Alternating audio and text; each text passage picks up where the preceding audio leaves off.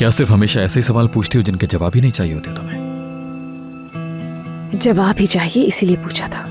अच्छा तो फिर मेरे एक सवाल का जवाब दो। प्रॉमिस, मैं तुम्हारे हर सवाल का पूरा पूरा जवाब दूंगा तुम्हें। क्या तुम मुझसे शिकायत कर रही हो?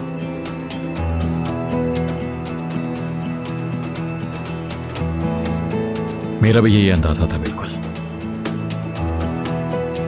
और तुम्हारे सवाल का जवाब यह है कि मुझे पहले लगा कि मैंने जल्दी में फैसला किया। बस यही बात है। तो तुम क्या सुनना चाहती हो कि पहली नजर में प्यार हो गया था मुझे तुमसे? मेरा मतलब ये बिल्कुल नहीं था। अलबत्ता एक बात है जो मुझे बिल्कुल समझ नहीं आई। एक बिल्कुल अनजान शख्स से शादी पर कैसे तैयार हो गई? अपनी जिंदगी छोड़कर इतने बड़े शहर में आने का फैसला कर लिया, किस लिए? क्योंकि मामू जान। हाँ बोलो।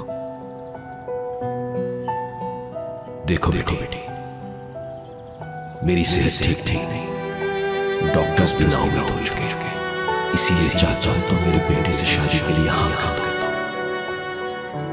इसलिए क्योंकि मामू जान ने कहा था। क्या यही असल वजह है? बिल्कुल, मगर लगता नहीं कि आप ये बात समझेंगे।